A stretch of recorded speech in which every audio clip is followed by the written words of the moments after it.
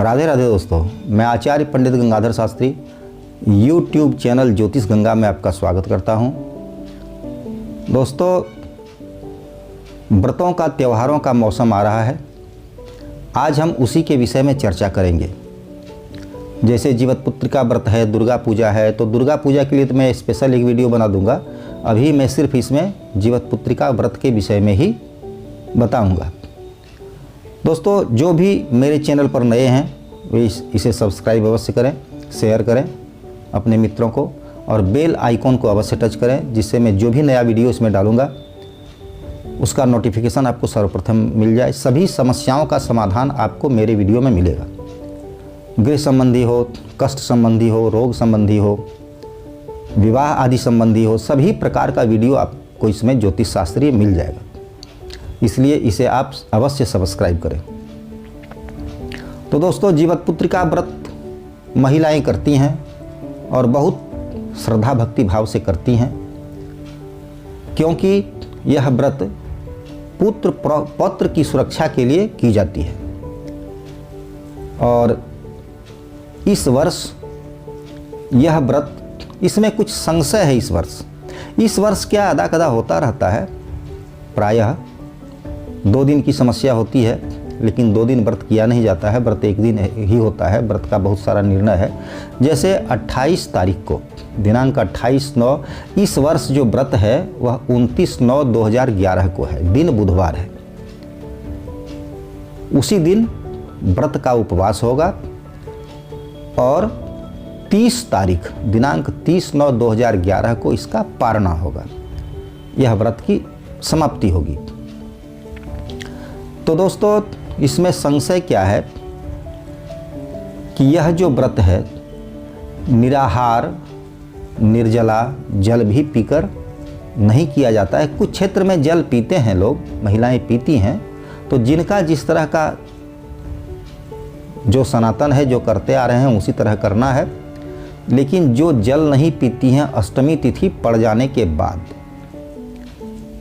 तो उनके लिए विशेष करके इस बात को मैं आपको बताऊंगा कि दिनांक 28/9/2011 को दिन मंगलवार, दिन में 3:05 पर,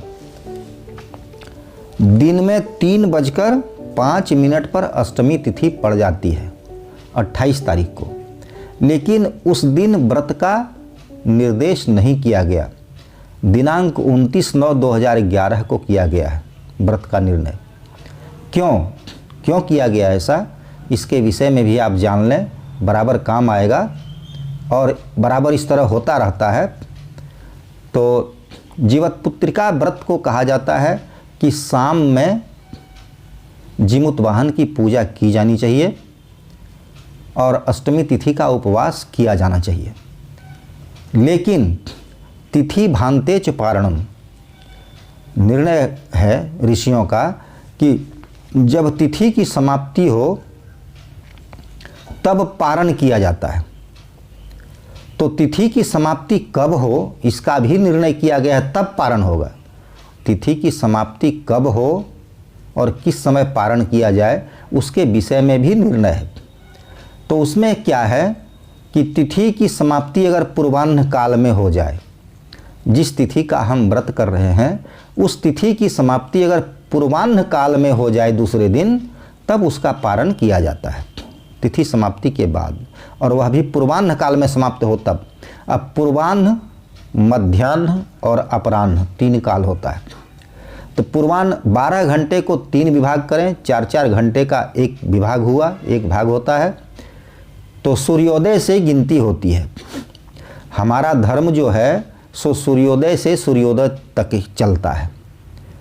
एक सूर्योदय से दूसरे सूर्योदय तक ही कोई कार्य किया जाता है, उपवास वगैरह, पारण वगैरह किया जाता है। तो प्रथम सूर्योदय 28 तारीख का, उसमें तो तिथि नहीं पाती है, अष्टमी तिथि नहीं होती है। 3:05 के बाद अष्टमी तिथि होती है। तो कहा जाता है कि तिथि भान्ते च पारणम, तिथि की समाप्ति हो तब व्रत को तोड़ा जाना चाहिए और उसका पारण किया जाना चाहिए। और वह भी तिथि की समाप्ति कब हो? तिथि की समाप्ति जब पूर्वाह्न काल में हो।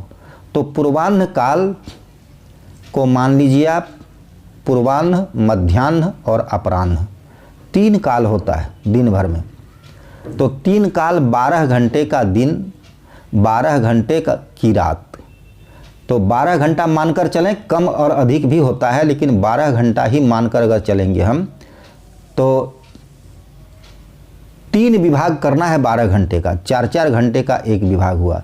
तो सूर्योदय से लेकर 4 घंटे तक पूर्वाह्न काल, उसके बाद 4 घंटे तक मध्याह्न काल, और उसके बाद 4 घंटे तक अपराह्न काल, उसके बाद सायंकाल, रात्रि, इसका विधान है। तो तिथि की समाप्ति पूर्वाह्न काल में दूसरे दिन 29 तारीख को नहीं होती है। 28 को अगर हम सायंकाल की अष्टमी लेने जाएं और उस दिन अगर व्रत करें, तो फिर दूसरे दिन 29 तारीख को, 29/9/2021 को, दिन बुधवार को तिथि की समाप्ति, अष्टमी तिथि की समाप्ति पूर्वाह्न काल में नहीं होती है। उस दिन दिनांक 29/9/2011 दिन बुधवार को तिथि रह जाती है सायं 4:54 तक, अर्थात 5 बजे शाम तक। तो 5 बजे शाम तक तिथि है, पूर्वाह्न काल में तिथि समाप्त हो नहीं रही है। तो फिर उस व्रत का पारण कैसे किया जा सकता है? उस व्रत का पारण 28 को करने से 29 को उसका पारण नहीं होगा। इसलिए 28 को सायंकाल का जो निर्देश है कि सायंकाल में अष्टमी व्रत हो और जीमूत वाहन की पूजा हो अष्टमी में, सायंकाल में। तो सायंकाल में अगर होता भी है 28 तारीख को, तो 29 तारीख को पारण का समय नहीं मिलता है। इसलिए जिस तिथि का उदय होता है उसी तिथि का अस्त भी माना जाता है। इसलिए 29 तारीख को, अच्छा दूसरी बात है कि जिस दिन तिथि 20 घटी अर्थात 2.5 घटी का 1 घंटा होता है, तो 20 घटी हो गया 8 घंटे का। सूर्योदय से लेकर 8 घंटे तक जो तिथि रह जाती है उसमें पारण नहीं होता है, व्रत उसी दिन करना चाहिए।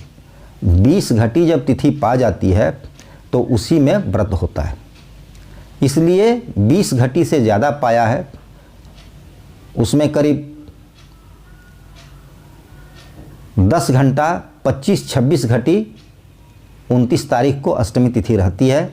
इसलिए व्रत का निर्णय अष्टमी तिथि जीवत्पुत्रिका व्रत दिनांक 29/11/2021 को होगा। 28 को, दिनांक 28/11/2011 को कदापि न करें, क्योंकि ऐसा करने से उससे क्षति ही होगी, जो भलाई नहीं होगी।